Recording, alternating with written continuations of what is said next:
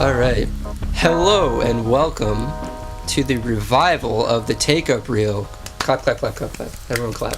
The Take-Up revival. Definitely. We're coming to you live from quarantine from all different locations. We got some in Long Island, some in Maryland, some in Manhattan. It's actually on Long Island, not oh my in God. Long Island. But... Really? You're going to start us off like that? You're in the line, you're not on the line. Well, I want to welcome everyone who may have listened to the podcast back when we did it like 2 years ago. I want to welcome everyone back. We are back. The Take-Up-Reel is back. Obviously, we're doing this a little bit differently and under some not preferred circumstances. But we're here. We're making it work. We're all fighting off boredom by talking about movies, talking about the film industry. We're going to be talking. We can talk about TV shows. We do all this stuff. And I want to welcome my three lovely co-hosts. We have Bree. Say hi to the people, Bree. Hello, people. We have Timmy Boy. Say hi to the people, Timmy Boy. What's up? And Dante, you know what to do. Hey, what's up? Be naked, be homeless. And as I mentioned, I am Josh, and we want to thank everyone for watching or listening, however you're consuming this. Today, welcome back. To sort of ignite the revival, we want to instead of talking about a movie, we want to talk about sort of our lives in quarantine and how we sort of feel that the film industry is going to be affected by this global pandemic that we are all experiencing. So, without further ado, I want to ask you guys, do you think that the film industry is going to collapse and never recover? Fuck that, it's not gonna collapse forever. I sure hope not. And that's another thing in total. Is I don't know about... It's more of like people I hear saying, when are we going to return to normal? Or when are we going to return to normalcy? Right. And I feel that's a tough thing to predict for any... I mean, because this really affected so many facets of society or parts of our lives that it's hard to say how all of them will be. Some may somehow do well and some may not. Because, obviously we're going to focus on the film industry, which I think we should, but media in other parts like the news, I mean, obviously they're still heavily employed. They still have things to cover. So they're not really technically a part of media that will be negatively affected. They're right now obviously ongoing, and they're broadcasted in most houses probably even more than usual at this time. Right. So I think definitely to really hunker down about film and independent filmmaking specifically and normalcy. I mean, total erosion of it, I don't think so, but a normalcy that maybe had been seen recently, it's definitely going to be tough to try to pinpoint when that can even exactly. Begin I was going to say, do you guys think it's like foreseeable within the next even maybe year that we can even get close to normalcy within the industry? Because it won't be normal. Like nothing's going to be normal. Because what about the movies that were supposed to come out now? Like we were mentioning earlier. I mean, that Pixar movie Onward, it's just on Disney Plus now. You can just check it out. Yeah. I still didn't check it out. But I will say, like, in terms of normalcy, like, I'm worried about sort of like how we're going to, because obviously sets are going to return. There's going to be people or companies that need to make content like to get out, and they're going to find a way. But in terms of like how open that is going to be to the public, whether or not it's going to be like they need more people because they need to get it out faster, or they are going to go a more conservative route. That's what I think more worries me, especially for like people like us who are kind of like, not fully in the industry yet. Right. And do you guys think that there's going to be more of a demand for films and for media, like once all this sort of dies down, once the restrictions are lifted? Do you think we're going to see like more of a demand for more people scrambling to sort of catch up with everything that they've missed in this time? Or do you think it's still going to, be kind of stagnant for a while? Because I think there's also like the logistics behind all of this too, which like we were just reading about how like certain companies are not going to be insured for the virus itself, and basically when when you enter into a production in in any area, whatever department you're in, you're probably going to have to sign a waiver that says that like you're entering at your own risk. You're entering into a high risk situation where you're going to be surrounded by a lot of people, and should you contract the virus in whatever capacity, the insurance company is not going to be liable. So I don't know. It becomes tricky there. I gotta think that I hate to be pessimistic, and it's not pessimistic. I'm trying to be as realistic in thought as possible, because even when things begin to open up again, that there's going to be people who, and not to say that I'm not even included, but are a little more apprehensive about jumping into something. I mean, even my brother told me yesterday, he's like, well, I'm probably not going to fly on planes now for a while. And I was like, really? He was like, yeah, I'm not even really a fan of flying anyway. I'm not going to just jump on the opportunity to get onto a plane now after this. And, I worked, since graduating in May, I worked on one that, Josh, that Mika helped me actually get on, like one set that was like a 3-day period. And it was, it got crazy. We literally worked until like 5 a.m. in a parking lot, to the point where I just crashed on Mika's couch that night in Harlem, because like there was no point of even going home to then go to that other thing the next day. And granted, that was a one-off thing, and I loved it. It was a great experience. But now I'm thinking of it in this new kind of world that we have with COVID, that I don't see that like panning out, or not even that I wouldn't want to take part. That just couldn't happen like that. We went into some random, on the last day, we went into like a random little half deli, half countertop place that was really cramped, really crowded. We threw so many people in there. We broke for food in there. I mean, talk about crafty. I mean, we can talk about that all in and of itself. But I don't see it never happening, but I'm keeping it real myself that I don't see that type of behavior or those types of opportunities for independent filmmakers, especially. Maybe for studios, of course, on their lots they can set up preventative measures, but for independent stuff like that, just hey, let's just show up to a place and shoot on this location, all of us cramped in. That doesn't seem realistic to me. Exactly, and hopefully 2021. But 2020, right now, already seems like up in the air. Yeah, and I don't want this conversation to sort of come off as like us trying to like be sad. Be sad, but also I don't want us to be like giving false information, And, of course. And, not that I'm not a doctor. I'm not an expert. Exactly. None of us are doctors. Anecdotal experience that now I'm trying to compare in this situation. But, I think it's all like ideas of what's gonna happen, and like things that we're all of us are gonna have to deal with. Yeah, and we're all consuming various media sources that are trying their best to keep everything condensed and keep everything factual. And sometimes it then seems like no one knows what's going on. Right. At times. Exactly. And like there are certain places that are saying that like this was almost like what we've experienced in the last 2 months is almost like a first wave of this virus, and there could be a second wave that comes after we lift restrictions. Like I mean, it's not even just the virus. It's like you have so much more that is going to happen. It's like you still have water you have to care about. You still have like food production that you have to care about. You have to like. There's so many things going on to begin with. Yeah, is film production at the top of that list for a lot of people? I don't know. For a lot of people, probably not. But for people like us who are within the industry, yeah, I mean it's our livelihood, and I mean I'm fortunate and unfortunate where I accepted a job for a TV show before all this started, and we were supposed to start filming in the beginning of August or beginning of April, and then that got pushed back to early May, and then it just again got pushed back to early June.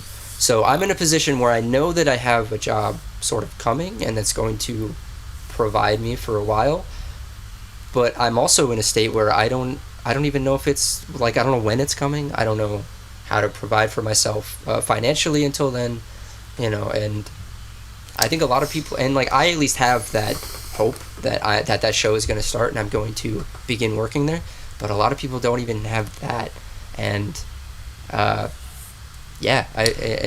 all we could do now is just discuss the possibilities. Yeah, and I mean like it's tough because in a sense I feel like this can be a really good opportunity for a lot of people to break into the film industry in a way that like maybe wasn't as possible before, or would have taken longer. What I'm more worried about, as like in terms of independent filmmaking, is And the student festivals and student filmmaking is like the festival route, and how, because if there's no festivals, then that kind of, you know, makes it almost impossible for people to have, like, independent filmmakers to have their films distributed. Like, anyone can always get a job, and then if you make, like, but being able to, like, make a film and distribute it via, like, the festival route, and then eventually get it picked up and stuff is, like, a really important thing, I feel like. And if that doesn't come back for a while, you know, it makes it even more difficult, because maybe you'd find a way to, like, oh, I can just, you know, make the film, do it this way, we'll take precautions, and, you know, fuck whatever everybody else says. I'm still going to submit it to the festival at the end of the day, but, you know, that's more so what I'm worried about, I guess, in terms of, like, creating film. And right. Josh, I don't know if you remember, I feel like we might have said the quote on an episode before, or I definitely heard it within our circle of, like, all of our peers and our homies and who we, you know, always collaborate and work with, but like something about how a film, like, doesn't want to be made, like, you have to force it to be made. Sure. Yeah, like, yeah. even whether it's a short film that you have to do for a class, or like a thesis film, or like a feature film, there's always obstacles that just keep arising until you can actually, like, make it, edit it, and then be done with it. So, like, there's so many obstacles that are already there, and were already there 6 months ago for us. And now we have this burden, like you're saying, of, oh, you know, obviously, if we want to make a film in the future, we do want it to be safe. We don't want it to be a source where people have to come in fear, oh, am I going to get infected because I'm, like, too close with it, you know. But then that's just another layer on top of what is already a pretty daunting task for just a group of people who want to, like, make a project together, you know what I mean? It takes so much effort that it may just be even more work and more of an endeavor. Not to say that that's bad. I mean, that, you know, it's even more passion that is going to drive you to do that, but it is just something that now is just a part of it. Like, you know, it's just a new thing. I don't know. Yeah, I think it's going to make people, like, reevaluate every single person, which, like, kind of is great, because then you really get to think about, like, who you want to work with and who you want to collaborate with. But then it kind of, like, limits the new people that you meet and the people that, you know, just jump on a set for, like, a day or two. Like, I like that when that happens, and I think it's going to be a little bit weirder if people are like, I have to keep it at this amount of people and, like, at these amount of locations with this amount of space. I think it adds, like, a lot of factors into, like, both planning it and then both executing it, which is like, you know, those are two separate worlds, I guess, now. Right. I mean, talk about a skeleton crew. When they do a skeleton crew, is that going to be like the norm? Is that going to be like, oh, well, we're only shooting with 5 crew or something? You know what I mean? Right. The less, the better. To an extent, that's probably what's going to happen in the beginning. Is they're not going to want to bring that many people into it. But I feel like, you know, you have to look at it in two different perspectives. Like, you could be, it's worrisome if you're just, like, working on set because, you know, you don't know if your name is going to be called, you know, let's say they have some sort of suspicion that it's going to, like, break out, or if the virus, God forbid, like, revamps in August because there's suspicion that there'll be, like, a second wave. That's nerve-wracking. From, like, a creative standpoint, I think maybe, like, it's more of a chance to, like, step up to the plate. But even so, how are you going to pay for your bills if nobody's hiring, you know? Right, yeah. That's another big worry, I think, that, you know, I think at the end, there'll be people who push through and kind of, like, show how much they're willing to put into something, but it's almost like the ultimate test at this point. I guess it always feels like that. It always feels impossible, but even more so now, I feel like it's been a bad situation that we've all been put into, especially for, like, me and, like, since I'm graduating, and then, like, right. Yeah, actually, and I wanted to sort of talk about the student film sort of aspect of this, because we have 2 people here with us that are currently still in school for film. So first, Dante, can you tell me, like, or tell everyone how your film has sort of been affected by this, your senior thesis? Yeah. So in our school, we have to. You could choose to make a senior thesis. There's other options, but I chose to make a senior thesis film, and a lot of people like. We say it's not necessarily true, but we say it's like sort of the culmination of your 4 years. So a lot, almost like riding on the film. And I was due to shoot in March, like mid to late March, and I remember we were actually. Were we all on set? Tim, were you on set with us? Which I don't know one? if you were. Not for Donnie's? Sabrina's. No, I not wasn't on for- Sabrina's. Donnie's? No, I or wasn't on Donnie's. Donnie's. No, so but we on Donnie's, I remember. Well, on Sabrina's, I remember 2 weeks before my film, that was when sort of like they started closing schools, and I think then looking back, the worry wasn't as great because it was just getting into it, and I think everybody sort of thought like, oh, this will just be like a month thing, we'll get it under control, and I'll have to delay my shoot, but hopefully I can film before graduation. And then next week, Donnie's shoot hit, and it was getting even worse. And then I was like, the school kept calling me, and they were trying to like organize all these deals where it was like, oh well, maybe like you could keep the equipment for an extended period of time, and you'll just be able to shoot some of your film, at least. And then I guess that went up the chain of command, getting closer. At this point, Donnie's film had been finished, and it was a week before my film, and I had already suspected that. I think I already sent an email postponing mine because everybody was postponing their shoot, but I still wanted to get at least like one scene down or two scenes that I could shoot. Of course. On Long Island because we had to travel out of state for mine, and it was like Wednesday. Like I had the gear, everything was set, and it was like Wednesday, and I was supposed to shoot Thursday, and the school called me and they were like, "You need to return the equipment right now," or like, and then it got into a funny situation where like we negotiated. They had to like they had to get like a U-Haul for us because we were like refusing to get the U-Haul. Just because like we had already just returned the U-Haul, and then it was like, all right, we don't want to like get another one, but they reimbursed us for that, and so we had to lug all the equipment back, and then eventually, it's still been postponed indefinitely till Right. Who knows? And your film isn't the only one. There are like plenty of other seniors who still haven't had a chance to film their thesis. Isn't there like No, seven There's like people? 6 or 7 people, yeah, who were unable, and it's kind of terrifying. I mean, I'm lucky in the sense that I'm sporting this in the background, which is kind of funny, but I was able to like film at least something the year before that I was like pretty proud of. But for a lot of people, it's like terrifying because you spend your whole college career trying to get this one film that you can show off to people, and now like we don't know when we're going to be able to shoot. We don't know if the school is going to help us because it's been unclear. They will. Well, the thing is though with the school, and I think this is the thing with a lot of the other schools that are doing this, where it's like they're running into this predicament where it's like you could take an incomplete and keep the equipment, or use the equipment as a student, but you have to pay us extra money. This is what they've literally told us.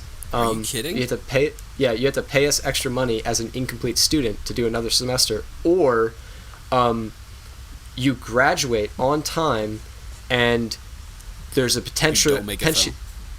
It's like you graduate on time, and we can't necessarily guarantee that we'll just give you the equipment. You might have to get your own insurance for our equipment, which like I wouldn't be a student anymore, so I'd have to pay a full rate to get insurance for that equipment. So it's did they say how much that they would want you to pay to do the former suggestion of them of you take the incomplete and then you'd have to pay for like how much would you have to pay semester?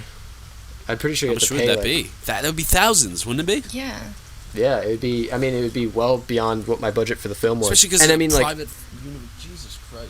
and the thing is, and I think this is, I can speak for like all the students who didn't get their films made, but also like other students in other schools. I'm not exactly sure what they're doing, but I'm sure they're in this same predicament, where it's like of course you don't want to take it incomplete, but then you don't have any assurance that you're going to be able to get your film made, and you don't even know who to talk to because the school is being completely silent.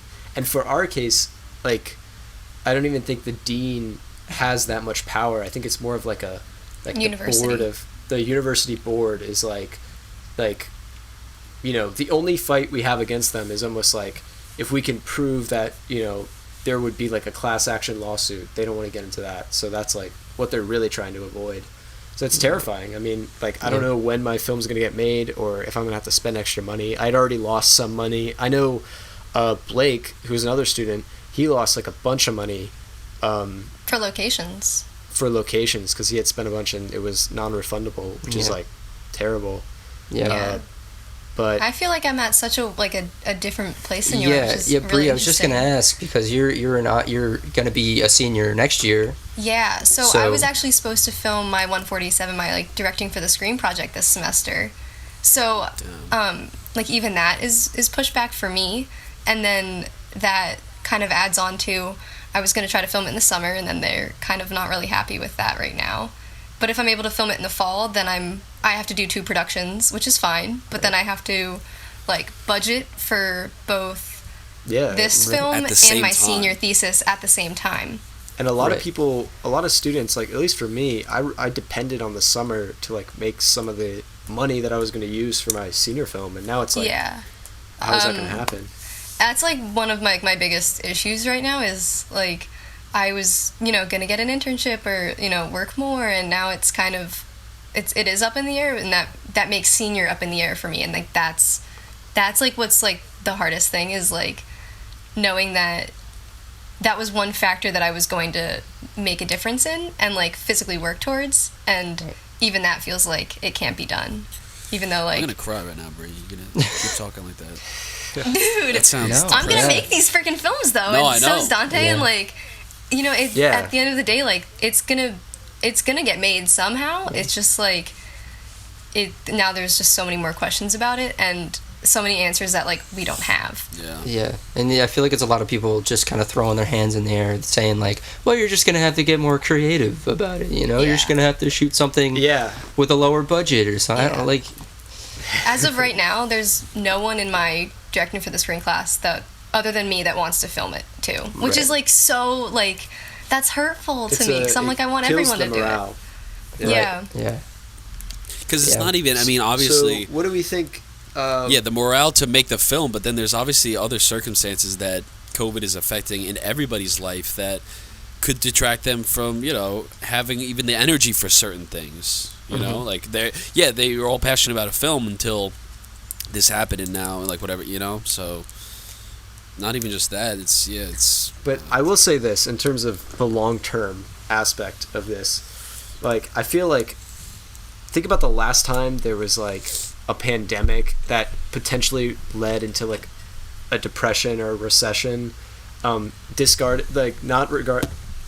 like the 2008 recession, but even like going back, like think about after that moment, how many films that are like put in the history books were made, and I feel like to an extent we reached a point where just even last year, just like the films that came out last year, it's like we've reached a point where like we're all on the cusp of like making some, I don't know, content some great sort of like films that can be remembered, because of the circumstance. I mean, if you look at it, they look at who are like our president is, like what the situation we're in, like space travel. We're supposed in 2 years from now, we're supposed to have more like missions to like land on the moon.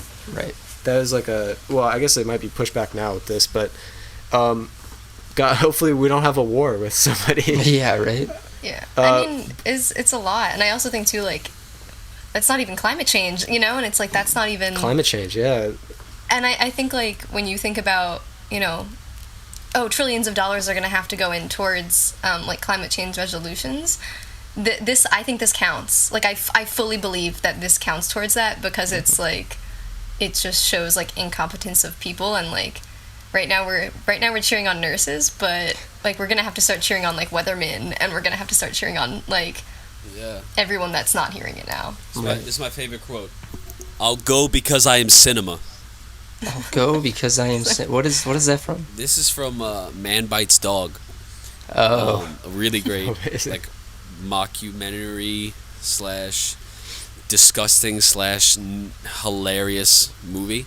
And at one point, the guy is right there, the main guy who is a serial killer. And the setup of the movie is that he's a serial killer, and he's just being followed around by like a documentary crew. And you'd think at sometimes, is this actually real? Like, because they're just the way they're interacting with him.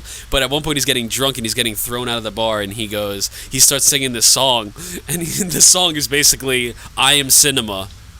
That's it. The whole song is "I am cinema." wow. So he starts being like, That's funny. "I will go because I am cinema," and he's getting thrown out of the bar. Like she's right there in the corner, like telling him to get out because he's cinema. So I just think I love that's powerful. That's what we need right now. We need to just be cinema. And Yeah. get drunk, Yeah. and then but don't leave and stay in our house. I want to shift Get drunk. gears. I want to shift gears and talk a little bit about how, because we talked a little bit about how like film production is going to be, and how we think that that's going to be affected, but also film distribution. I don't know if you guys have heard, but like there's only so many drive-in theaters in the country, and many of us.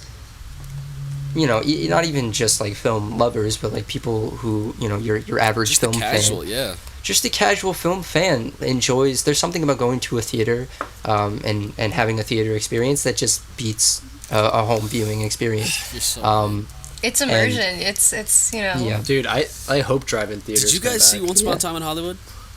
Yes. Yeah. Because I was reading like some comments on. I mean, that's the point that I'm at quarantine. I'm reading YouTube comments. So that's already a problem. Dude. But it was a comment like that, and it was a bunch of comments on a clip from Once Upon a Time in Hollywood, saying how when the end of that movie transpires that it was amazing, and the all of them, I'm not even kidding, there must have been 25 plus comments, and all of them being like, yo, that theater was insane because everybody was laughing out loud, like everybody was going crazy. No one is talking about what's actually going on screen. Obviously that's what made them react, but they were all talking about how in the theater it was insane to experience that Right. together for the first Right. time. And- things like Get Out too. I know a lot of it, like Get Out was one of the Yeah. best movies to see in theaters. Even in another like recent a long example, time. the Cats Yes. movie that just came out. Apparently, that's like it's like Rocky Horror levels of fan interaction Really? with that movie. that I didn't even hear know about. that. I didn't know Like about.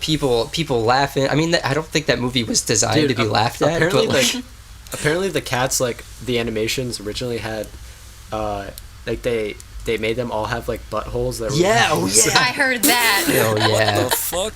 Release the butthole cut, Tom Hooper.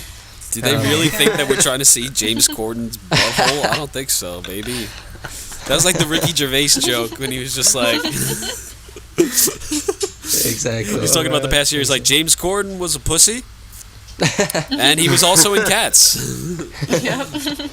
Yeah, But- but do you guys think that there's going to be I don't know, like, do you think theaters are going to survive this, or do you think that home viewing is going to be, or video on demand is going to be the new normal? I mean, I think it already has been the normal for like a little. Like, I feel like it already like takes place that way. But not where, for not for new films, at least. Like Yeah, but at I least new think films that- had a platform in the theater, and now that seems like Yeah, I Up worry in the more air. about like independent theaters and like smaller Right. places, because I feel like that's like, I'm not worried about like AMC's, you know? right. Like maybe I should be, but you know, when we're talking about drive-ins, when we're talking about like more so like the experience of going somewhere, like that's what I'm more concerned about, because I think that that'll be like not, if anything, like limited or like just like super selective and like difficult to kind of like Right. spread to more people. Especially because say that video on demand or home viewing becomes the norm, that is also going to affect the not, I don't want to use the word quality, but like the types of films we see being made by Hollywood. And I just the other day I rewatched La La Land, which you might be like, why am I bringing that up? But the reason I'm bringing it up is because like that film, as well as other films like Interstellar or like sort of films that were designed to be spectacle, or spectacle films, and sort of demand to be seen on the big screen, we might see a decline in those types of movies. I feel like we're always going to be getting the Marvel movies that are getting made, but with Disney Plus, like those could always just go on to Disney Plus or something like that. Do you mean by the use of like CGI or? I just mean like films that are meant. You mean like the difference between seeing like Blade Runner on your computer and seeing like Blade Runner in theaters? Exactly. Yeah. So like, if home viewing becomes the norm, people are going to be less likely to make films that are on that grand scale, because people are going to be watching it on their laptop. There'll be like less incentive to make a spectacle film, or to make like a technically vibrant film. And I'm even I think thinking. you're also. Oh, sorry. What were you saying, Brie? Go for it. No. What were you saying?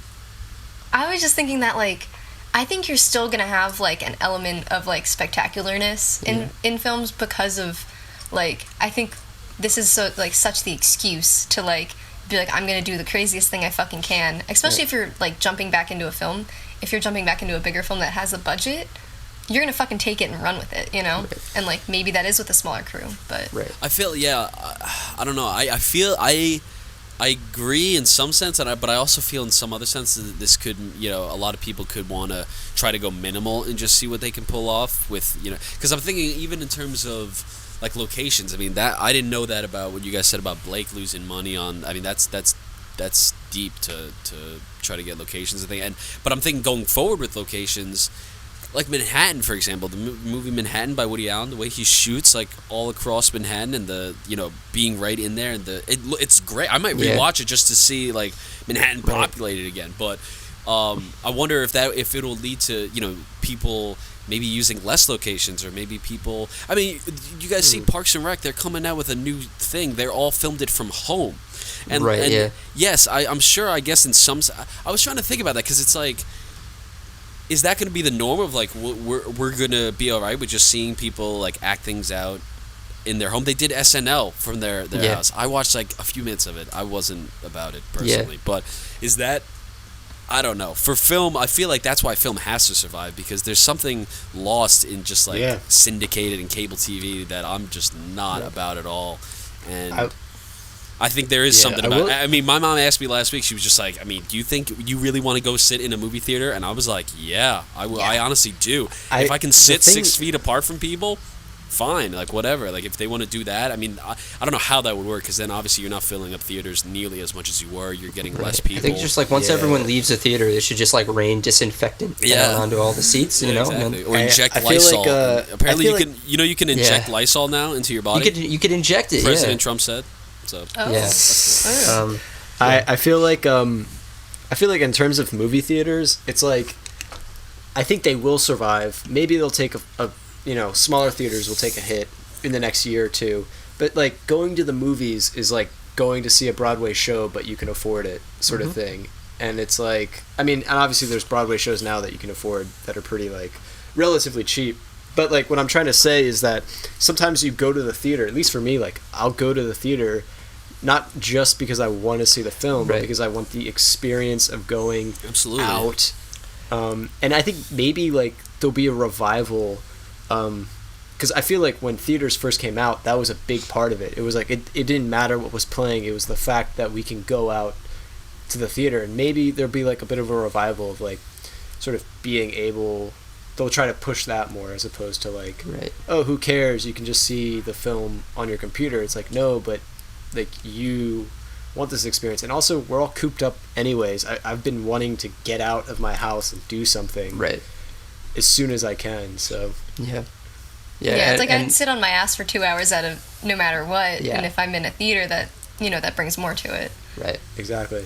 And I know even some people. I haven't even tried to watch any of the new films that have come out. Like Trolls 2 was recently released on like video on demand and like other ones. But I've been reading. Of Prey. Yeah, right. I've been reading some comments that like they're still charging like full theater price to watch these movies. I think more so on your couch. Sometimes. Some of them are $20. You don't even pay that much. So you like go on a Tuesday to $17. AMC, you're paying like $7 or $8, and now they want you to pay $20. So I've seen, like, how can you justify that? I've seen I some think they can comments justify of people because overall they're not making as much money as they will anyway. Not as many people are going to see that movie simply because it's not in the theaters.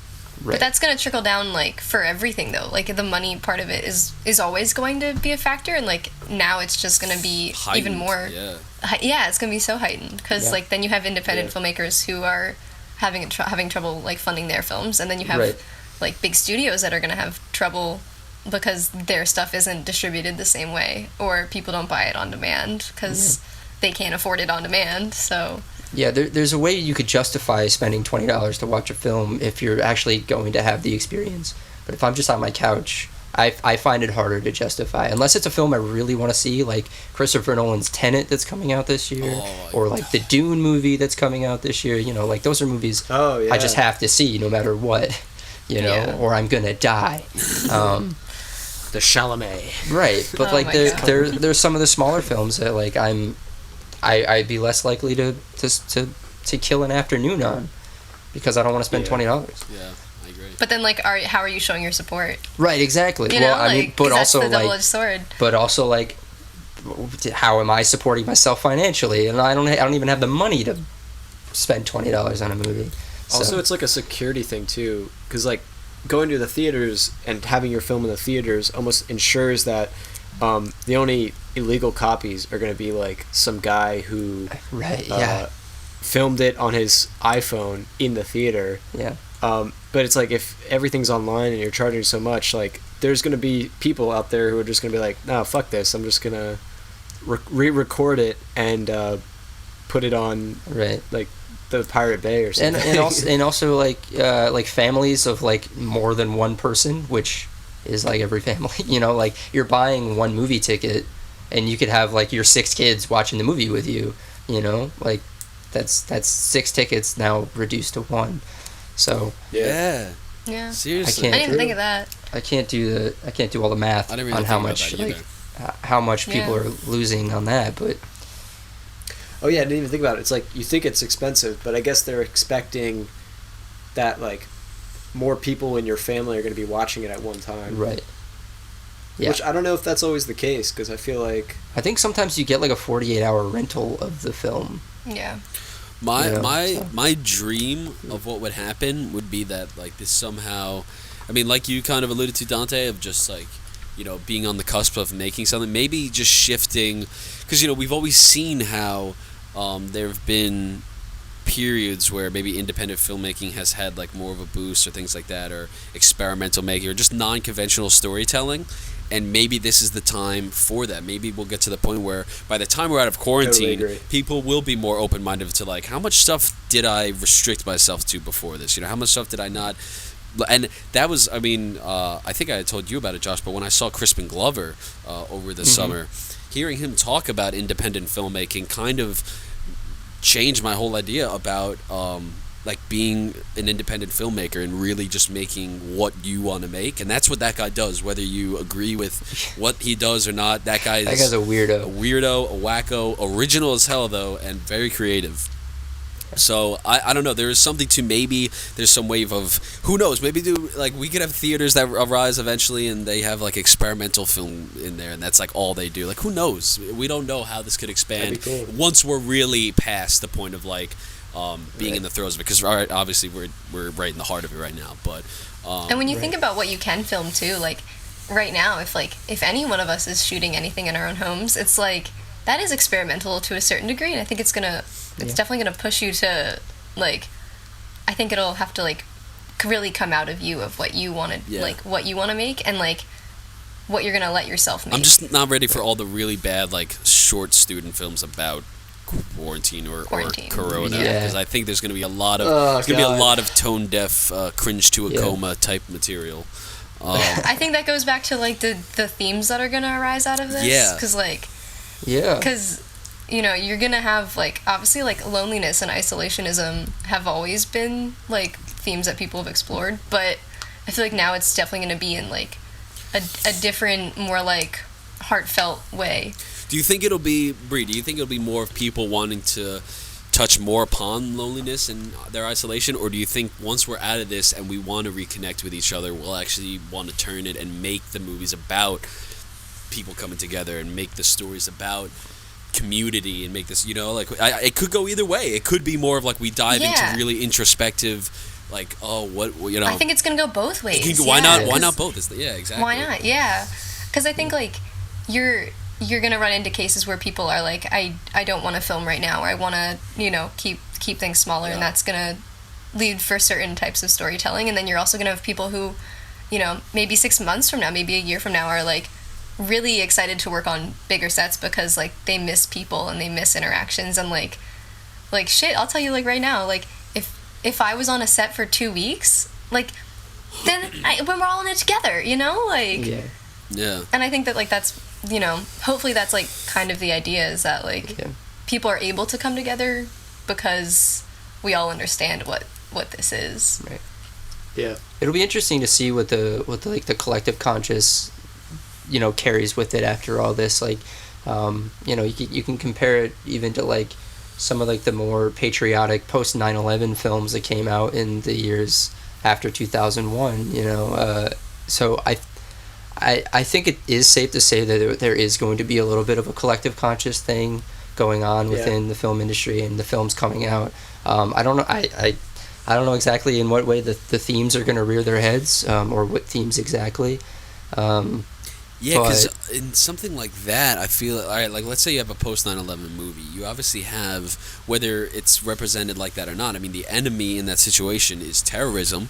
And in this situation, it's not like the enemy is terrorism. I mean, the death toll is higher than 9/11. We're just comparing just the numbers, but it's not the same thing for all of us. And so that's why I think mentally it's affecting us way different, because we can at least see, like we can assess what happened in 9/11. Like these radical people just had no care and they just decided to do this. But right now, in this sense of, it just seems even more out of our grasp on how we can control it and what control we have over it, that so I don't know. I don't know how that reaction will come through in film. People will find. I hope it'll be a collective conscious, but that's also to say, like, it's not like the studios and independent filmmakers think alike in how they make films and what they want to put into films. So there's a worry. There's a worry that like people will find somebody to blame for. I know. And, I mean, who knows? Maybe I feel like we've already there's placed it. Yeah. Yeah, I mean, there's theories of like how really the racist virus stuff. came It's to crazy. be. Yeah, and I mean like who knows exactly what happened, but the fact of the matter is that a virus got out of hand, and most countries didn't necessarily pay too much attention to it. Probably in the same way that you would avoid like any ongoing problem. Right. And then now it's gotten to the point where Yeah, I think even beyond the virus and the self-isolation, the pandemic aspect of it, there's also like this whole thing has brought to light many issues that a lot of people have with our own government or with the government of their country specifically, and I think that's something that is also going to persist beyond 2020. and will I'm happy to persist see in it, the though. film Like, industry, that needs hopefully. to. And I think Yeah. that topic is like something that I think independent filmmaking has a really good opportunity to kind of like expose, not necessarily how we were affected from the virus, but the human behavior after the fact. Right. I think like the morals behind people's like choices and like how bigger decisions affect littler people, I guess, if that makes sense. Like, You know what? because that's going to get trickled down. I'm almost thinking that, like, I like that we were talking about the themes of movies, but maybe we should talk even broader just about, like, genres, because, like, that, in that sense, documentary filmmaking could, is definitely, I mean, come on, there's got to be a documentary about Corona and the actual efforts. I know people personally who are making like isolation documentaries right now. So, I mean, obviously we need time for that. We need reflection as well. So that's definitely some long term. That's going to be something in play. But I even feel like, I think it was my brother once who was telling me something about the idea of like superheroes and how they give us this sense of like we can just leave it up to the superheroes and they can come save us and do all this stuff, and that's why those movies are so exciting, because it's like, oh well, he can do so much that we can't, so we give it over to him and he saves the day. And now I see images where, I don't know if you guys saw the image where they put a bunch of Marvel superheroes like in a hallway bowing down to like the health workers. And it is crazy to see how much has become essential in our society or anything like that. So it could shift where like superhero movies, maybe they don't seem as interesting anymore or something like that. There's more reality settling to people about our situation where they want to say like, well, I want to be more interested in, this is a documentary actually talking about the reality of these situations that a lot of people are going through. I want to give my attention to that. Who's to say that there's not a huge spike in documentary filmmaking and things? I would love that. I love documentaries. And I don't know. I think that could be something in play. It'd be feasible to film too if you really think about it from a production People level. can like film it on their phones now. They like. There's nothing. Yeah. There's nothing and about it. Some of the best documentaries do that. It's somebody going undercover or something and filming. And now look at what they capture in the moment. Think about what became like one of the most popular movies right into quarantine was Tiger King, which was a documentary. Yeah. Right.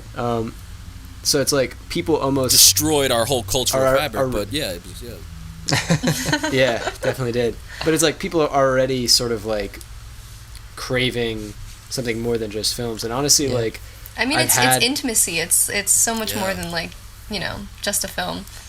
I hope I hope maybe we get a change up in the genres. I'm personally superheroes. They're not. I don't know if that's even a genre. What do you call it? Action movies, I guess. But yeah. End of the world movies, I think, are gonna get weirder. Definitely weirder. I feel like they were already weird to begin with. I was talking to my aunt like 2 weeks ago, and she was like, "Yeah, I really messed up last night. I put on that Chernobyl movie." I was like, "Why? Why would you do that?" She was like, "Yeah, honestly, I really 20 minutes in, I was like having almost like an anxiety attack." I was like, "Yeah, stop that! Like, get that out of here." Yeah. Oh my god. All right, guys. Well, I think it's about time we wrap it up.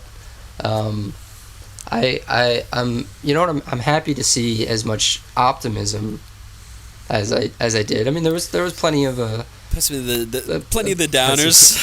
Plenty of downers though. Yeah, but the anger comes from love. It really does. Yeah, it seems like all of us here are at least optimistic that the film industry is going to survive.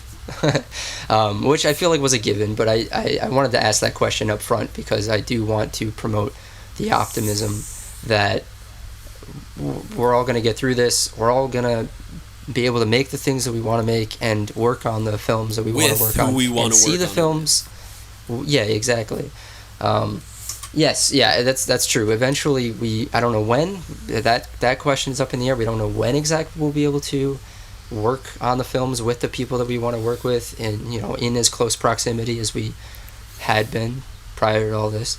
But is it safe to say that you guys feel like things are going to reach a level of normalcy, at least a new hopeful. normal? I just I have no idea when, but I am hopeful for sure.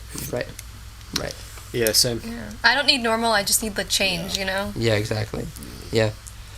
All right. Well. Next time, a movie.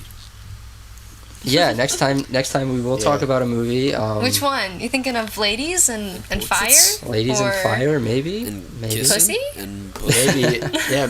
Yeah. Maybe we already did talk about gays. it. Oh man. Whoa. That's what we're pointing out. The gays, like the gays gays. of the gays. Of the gays. Gays. Yeah. There you go. Maybe. There you go. Maybe we filmed these on the same day and just changed outfits. That sounds didn't so happen. crazy. It just might work. All right, guys. Well, I say we leave it at that. I say we tell everyone that if they have any comments, feel free to let us know. They can let us know on Facebook. The Take Up Reel is on Facebook. Instagram, we have an Instagram. We have YouTube where we will be posting the video of this conversation. We also post everything on iTunes, so if you are watching the video, you could just listen to us on iTunes or wherever you find your podcasts. Thank everyone for being here. Thank you three for being here. And I really look forward to where this podcast is going to go from here, because this is a new way of doing it, but I'm glad that we're doing it because, frankly, what else are we going to be doing? Nothing. Talk about optimism. Yeah, exactly. This is optimism, right? This is it. This is optimism in the flesh. All right. Well, in the digital flesh, but sure. In the digital flesh. All right, Dante, Tim, and Bree. Thank you guys for being here. Thank you, Josh. Let's let's say goodbye to our audience. And Peace out, everyone. Stay safe. Stay sane. Peace out. Bye. Stay sane out there. Stay safe and sane out there, everyone.